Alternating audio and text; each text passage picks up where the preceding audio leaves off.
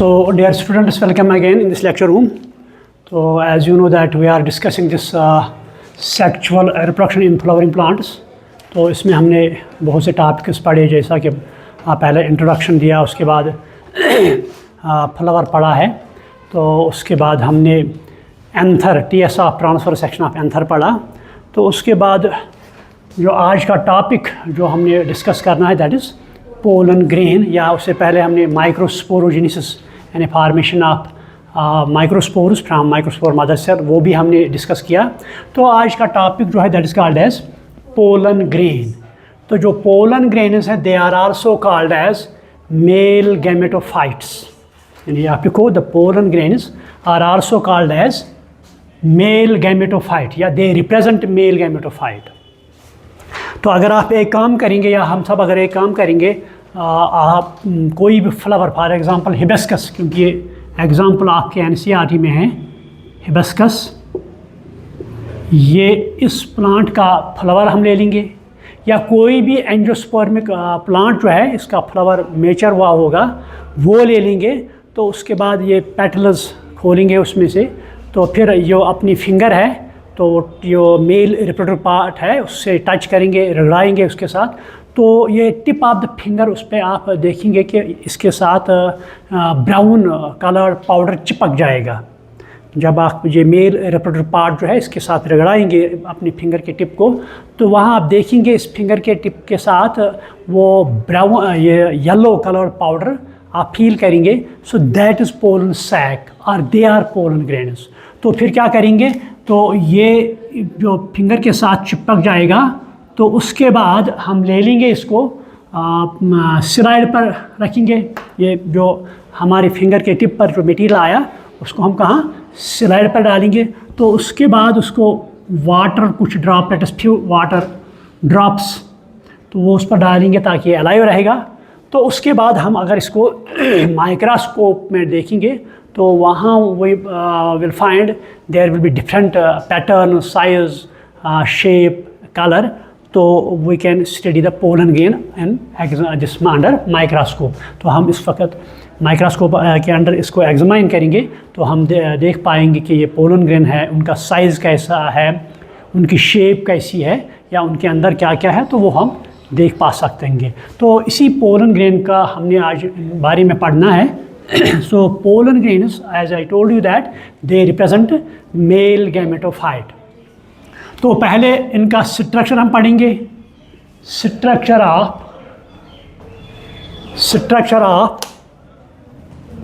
यानी पहला टॉपिक जो ले लेंगे स्ट्रक्चर ऑफ पोलन ग्रेन्स। तो अंडर माइक्रोस्कोप आप जब इनको देखेंगे तो वहाँ हम देखेंगे ये पोलन ग्रेन है, इनकी शेप जो है, पहले हम शेप ले लेंगे। Shape they are spherical in shape, the pollen grains are spherical in shape. अगर उनका साइज़ हम देखेंगे तो साइज़ के एतबार से जो डेटा आपके एनसीईआरटी में दिया गया है that is 25 to 50 micrometres, and that is diameter. Their diameter, the diameter will be from 25 to 50 micrometers, उनका diameter होगा। तो उसके बाद उनका स्ट्रक्चर हम देखेंगे तो ये पोलन ग्रेन जो है they are covered by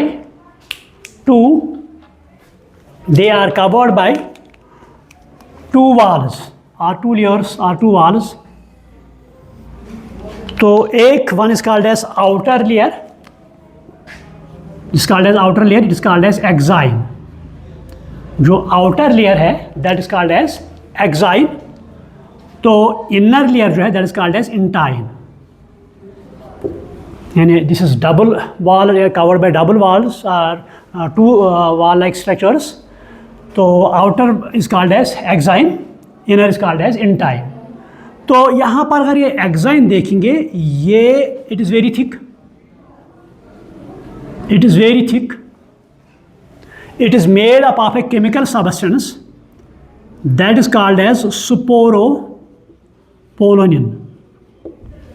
and the exine is made up of chemical substance that is called as sporopollen. तो ये स्पोरोपोलिन है, मैंने पहले भी कहा इट इज़ वेरी थिक, ये बहुत ही थिक होता है, इट इज़ वेरी थिक, जो आउटर लेयर ये थिक होता है।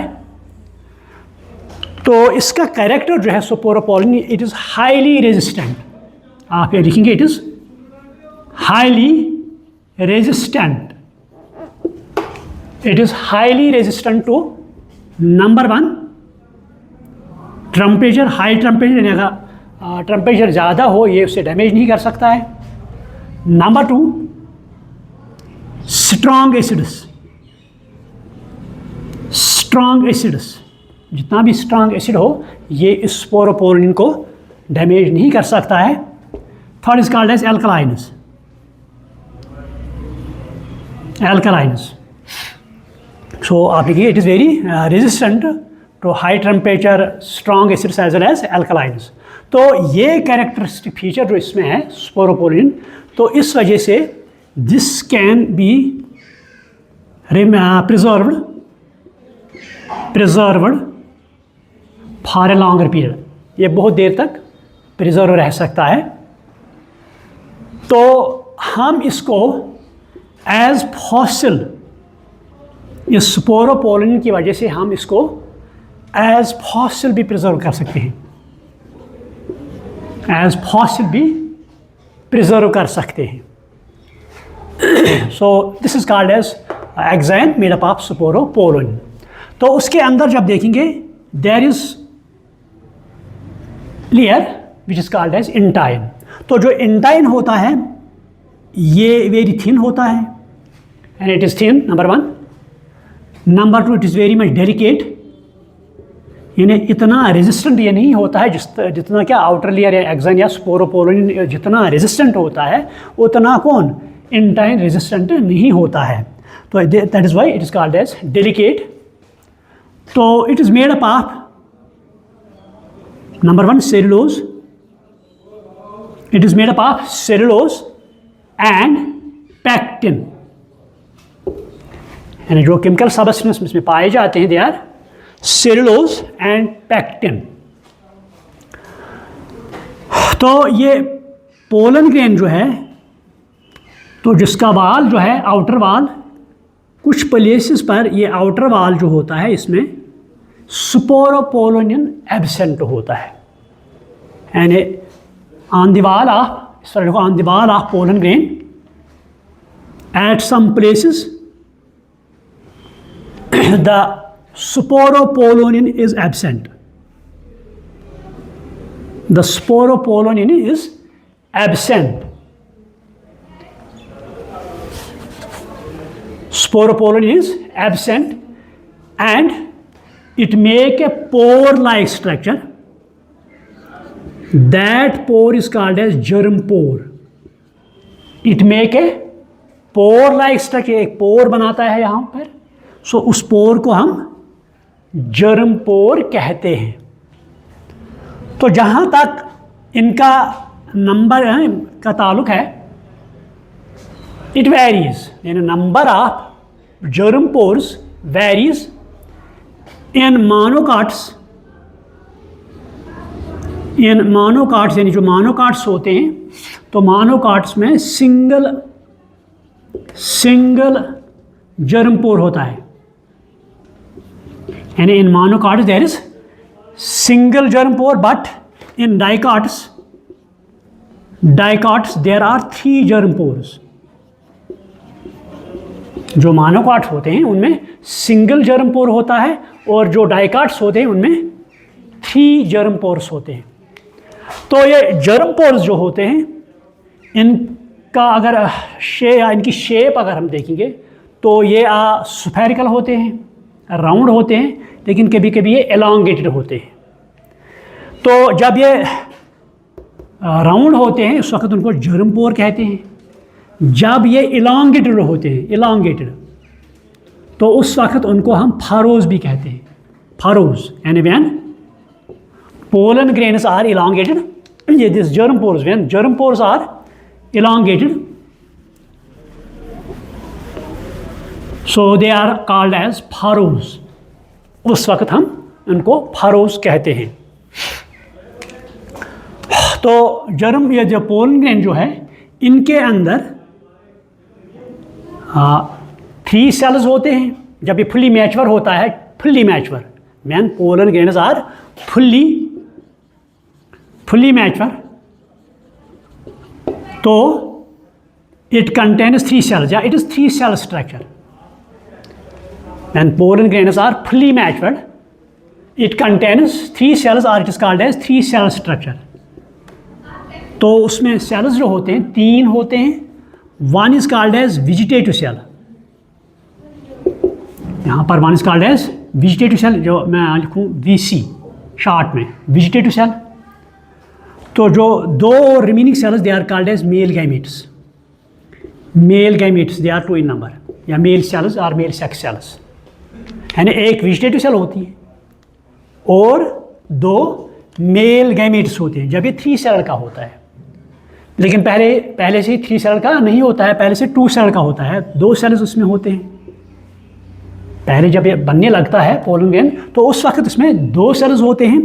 One is called as vegetative cell, that is large in size. आप ये लिखो वेजिटेटिव सेल, यहाँ पर अगर बनाऊँ मैं, this is vegetative cell VC। ये लार्ज होती है साइज के एतबार से, it is large in size, number 1। Number 2, it contains high amount of food material या rich amount of food material. It contains rich amount of food material, so this called as vegetative cell. तो second cell जो इसमें होती है वो small in size होती है, that is called as generative cell. Generative cell and a second cell that is small in size, तो वो इस साइटोप्लाज्म ऑफ वेजिटेटिव सेल जो है ये उसी में फ्लोट करती है।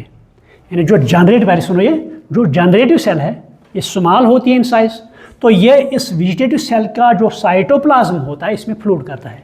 And it is small in size and floats in cytoplasm of vegetative cell, floats in cytoplasm of vegetative cell. हालांकि इस जेनेटिव सेल में अपना साइटोप्लाज्म होता है, डेनोसाइटोप्लाज्म होता है, और न्यूक्लियस भी कॉन्स्पाइक्यूस होता है, न्यूक्लियस भी अच्छा होता है उसमें।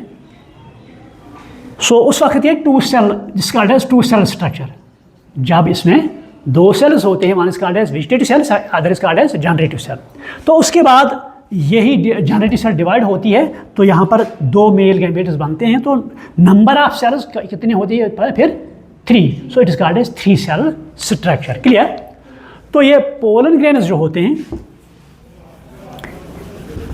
तो ये जब ट्रांसफ़र होता है, आपने जो पढ़ना है पॉलिनेशन, पॉलिनेशन हम क्या कहते हैं, ये मान लो this is female game reproductive part, this is stigma.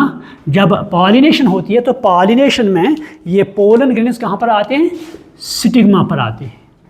तो स्टिग्मा पर जब आते हैं उसके बाद ये जो मेल गैमेट्स है वो कहाँ लेने हैं, जिस ओव्यूल में, वहाँ फर्टिलाइजेशन कैरी करनी है।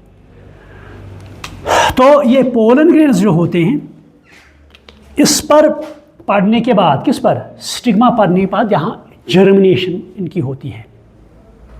इसके बाद जब ये इनकी पॉलिनेशन होती है, तो पॉलिनेशन के बाद जब ये इस स्टिग्मा पर पड़ते हैं तो उसके बाद उनकी जर्मिनेशन होती है, that is called as viability. That is called as, या आप लिखो term that is called as viability. या आप लिखो viability may be define as the ability of pollen grain, ability of pollen grain to germinate on stigma. Ability of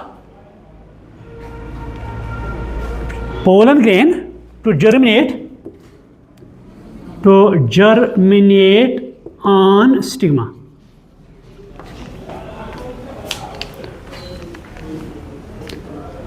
clear हुआ ये? हाँ, viability. तो ये वायबिलिटी का पीरियड है, कितनी देर तक ये वायबल रह सकते हैं, कितने देर तक ये वायबल रह सकते हैं, फिर ये इनकी डेथ होती है। दैट वेरीज, आप इस तरह रखो, the viability period varies from species to species. The viability period varies from species to species. For example अगर हम ये लेंगे सीरियल्स, राइस की बात हम करेंगे, राइस, तो राइस में जब पोलन ग्रेन बनते हैं तो बनने के बाद दे रिमेन वायबल और survive only for 30 minutes. In case of rice the pollen grains remain viable only for 30 minutes.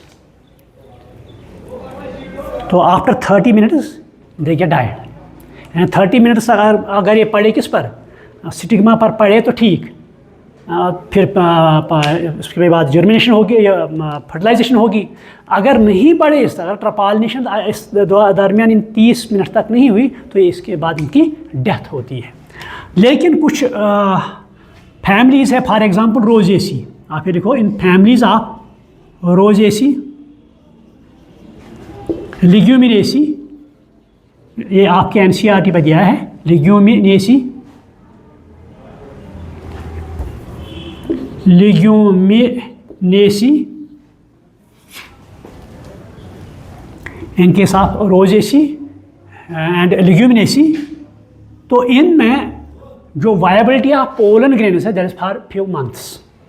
सो आप हैं in Rosaceae and Leguminosae the viability of या viable period of pollen grain is for few months. Viable period of pollen grain is for few months. तो ये pollen grains जो होते हैं,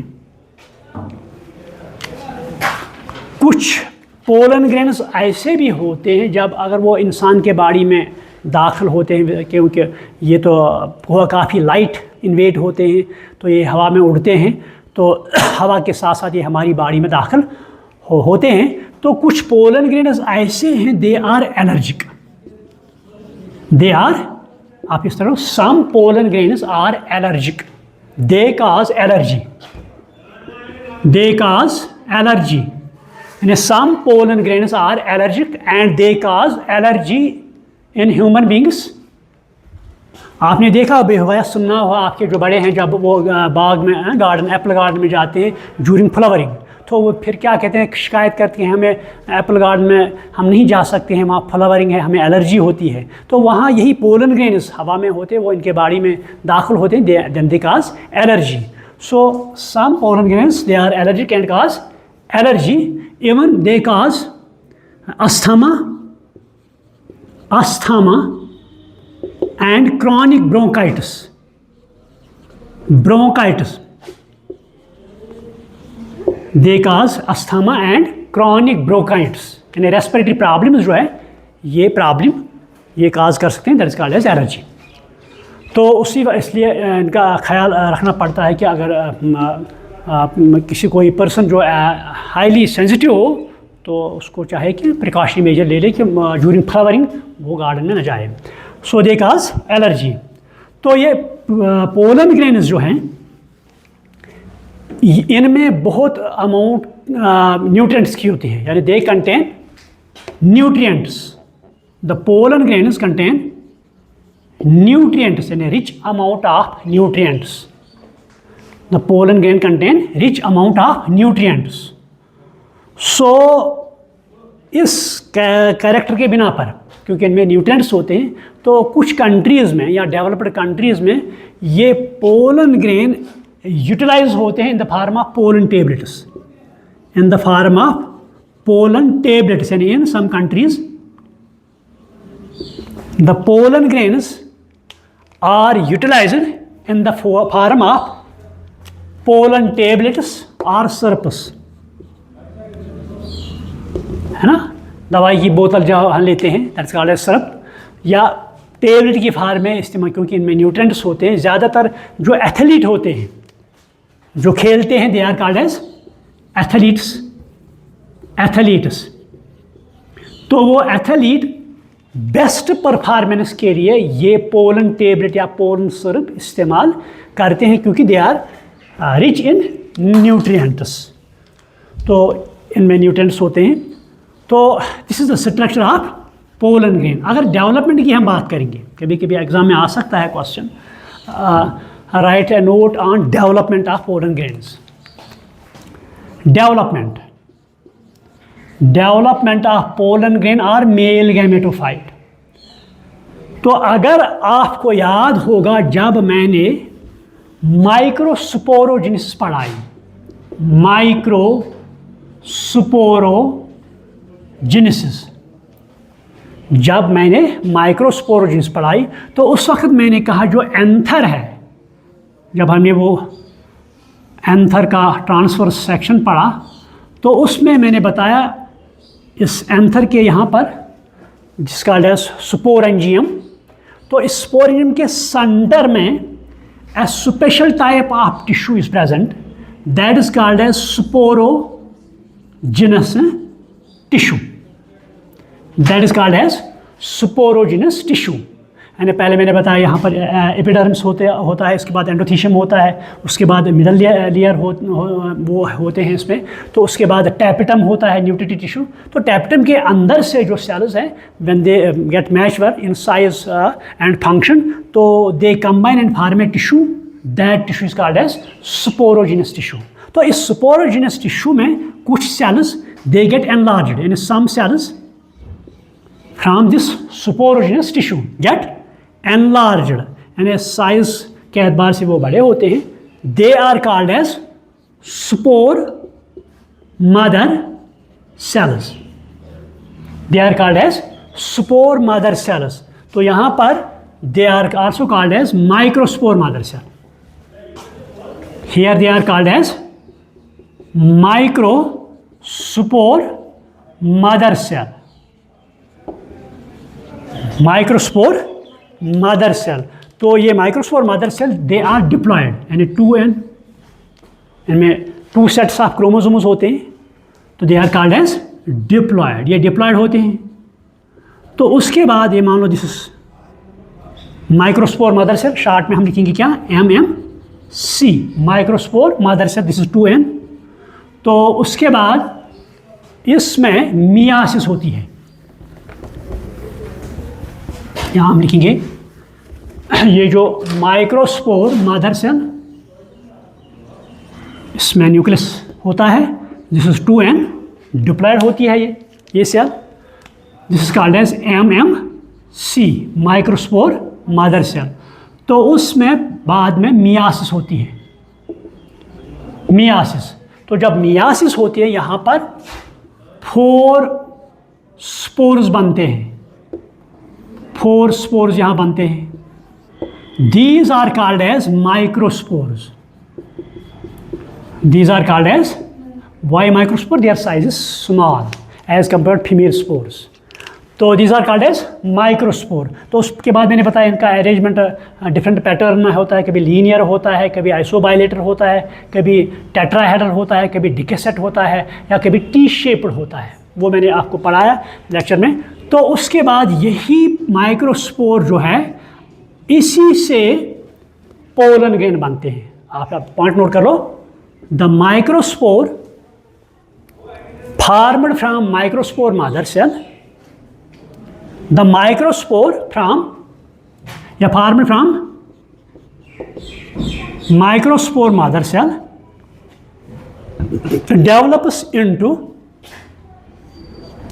develops into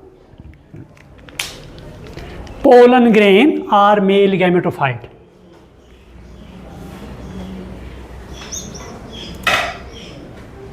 Develops into pollen grain or male gametophyte. तो ये जो microspore यहाँ से बना, दिस प्रोसेस, ये प्रोसेस पहले सुन लो, यानी माइक्रोस्पोर मदर सेल, इसको मियासिस हुई, माइक्रोस्पोर्स बने। ये प्रोसेस जो परसों मैंने बताया आपको, दिस कॉल्ड एज माइक्रोस्पोरोजेनेसिस। कभी कभी ये एग्जाम में आ सकता है, right A note on microsporogenesis. तो यही माइक्रोस्पोर बाद में डेवलप होता है किसमें, पोलन ग्रेन या मेल गैमेटोफाइट। तो यहाँ मियासिस होती है, अब यहाँ मियासिस नहीं होगी, अब यहाँ क्या, माइटासिस होगी। So the microspore undergoes mitosis, the microspore undergoes mitosis resulting the formation of two cells, resulting the formation of two cell structure, resulting the formation of two celled structure. तो जब इसमें mitosis होगी तो mitosis से एक cell में दो cell बनते हैं, एक सेल से दो सेल बनते हैं. तो one cell here this is large in size, it is called as vegetative cell. यानी one cell which is large in size, large in size, तो उसे हम वेजिटेटिव सेल कहते हैं, या वीसी शॉर्ट में, वीसी हम लिखेंगे शॉर्ट में. तो इसमें rich amount of food material भी होता है. यानी जो वेजिटेटिव सेल है it contains rich amount of या sufficient amount of food material. तो सेकंड सेल जो है वो साइज के एतबार से छोटी होती है. यानी दिस इज सेकंड सेल, तो ये साइज के एतबार से छोटी होती है. This is called as generative cell. This is called as generative cell. तो जो जनरेटिव सेल है आप ये लिखो, it is small in size, small in size and floats in the cytoplasm of vegetative cell. And it is small in size and floats in the cytoplasm of vegetative cell. Clear? तो उसके बाद क्या होता है, कभी कभी जब अब ये बन गया, ये पोलन ग्रेन जो बना, ये टू सेल स्ट्रक्चर बन गया. एक तो इसमें वेजिटेटिव सेल है, एक तो ये देखा गया है जो एंजियोस्पर्मिक प्लांट्स हैं इनमें 60% एंजियोस्पर्मिक प्लांट्स में यहीं से पॉलिनेशन होती है. यानी इन आप इस तरह लिखो, इन 60% of angiospermic plants, angiospermic plants, the pollination of pollen grain takes place at two cell structure. मान लो ये यहाँ पर फीमेल रिप्रोडक्टिव पार्ट है, तो जब ये पोलन ग्रेन इसमें जब डिवीजन होगा तो दो सेल्स बनेंगे, एक तो जनरेटिव सेल है, दूसरी सेल वेजिटेटिव सेल है. तो उसके बाद पॉलिनेशन होगी, उसके बाद पॉलिनेशन होगी इसकी. तो जब पॉलिनेशन होगी तो इसमें कितने सेल्स हैं, टू सेल्स. कितने में, यानी ज़्यादातर एंजियोस्पर्मिक प्लांट्स में जब पॉलिनेशन होती है तो ये pollen grain it is two, ये ऑब्जेक्टिव आ सकता है. तो रेस्ट 40% अब रहे. उनमें क्या होता है, पहले ये पोलन ग्रेन में और एक डिवीजन होता है जिसका एज M1 माइटोसिस फर्स्ट, तो उसके बाद जिसका एज M2 माइटोसिस सेकंड. तो यहाँ पर जो वेजिटेटिव सेल है इट मे और may not undergo mitosis, but this generative cell undergoes mitosis. तो यहाँ पर हम लिखेंगे, एक तो दिस इज वेजिटेटिव सेल, ये कभी हो सकती है या नहीं हो सकती है. तो ये एक अगर नहीं हो सकती है this will remain as single cell. तो उसके बाद ये जो जनरेटिव सेल है इट विल अंडरगो माइटोसिस. जब इसके ये माइटोसिस इसका होगा, यानी कि जनरेटिव सेल जब माइटोसिस फॉलो करेगी तो कितने सेल्स बनेंगे, दो cells. So these two cells are called as male gametes. These two cells are called as, यानी हम इस तरह लिखेंगे, the generative cell after mitosis result is the formation of two male sex cells और two male gametes और sperms. तो कितने sales आ गए हैं इस पर टोटल, 1, 2 एंड 3. यहाँ पर 3 cells. So we may call it as 3 cell stage. तो उसके बाद पॉलिनेशन, यानी कि जो रेस्ट 40% रहे तो उनमें ये पोलन ग्रेन जो होता है बिफोर पॉलिनेशन इसमें मेल गैमेट्स बनते हैं, उसके बाद पॉलिनेशन होती है. लेकिन जो 60% है उनमें पहले पॉलिनेशन होती है, उसके बाद मान लो इन 60% क्या होता है, जब इसमें दो सेल स्ट्रक्चर बना यहाँ पर, तो ये आया ये पोलन ग्रेन, ये किस पर पड़ता है, स्टिग्मा पर. तो उसके बाद इसमें माइटोसिस होती है, फर्दर डेवलपमेंट होता है. आपको समझ में आ गया? तो जब ये इस पर पड़ा तो उसके बाद ये फिर से इट विल अंडरगो माइटोसिस. कौन सी सेल, जनरेटिव सेल तो उसके बाद ये डिवाइड होगा और मेल गैमेट्स बनाएगा। लेकिन ज़्यादातर जो एंजियोस्पर्म्स हैं उनमें जो पोलन ग्रेन होता है पहले इसकी पॉलिनेशन होती है। इसमें सिर्फ 2 सेल्स होते हैं, generative cell and vegetative cell, जिसका 2 सेल स्ट्रक्चर। लेकिन बाकी जो फैमिलीज हैं उसमें पहले ही मेल गैमेट्स बनते हैं, उसके बाद पॉलिनेशन होती है यहाँ पर। So this called as development of pollen grain. तो जो ब्रांच यानी जिस तरह हम बॉटनी पढ़ते हैं प्लांट्स के लिए, ज़ूलॉजी पढ़ती हैं एनिमल्स के लिए, साइंस पढ़ते हैं ना, different types of subjects are there, different types of branch are there.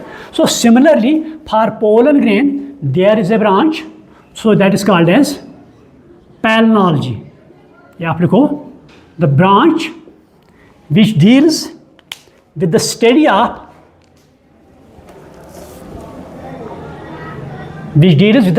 of pollen grains is called as palynology. Deals with the study of pollen grain is called as palynology. तो ये palynology, तो ये pollen grains जो होते हैं, जब ये आपने देखा भी होगा, जो बीज हैं they collect nectar from flowers, तो नेक्टर के साथ साथ ये पोलन ग्रेन भी कलेक्ट करते हैं और ये हनी में प्रेजेंट होते हैं।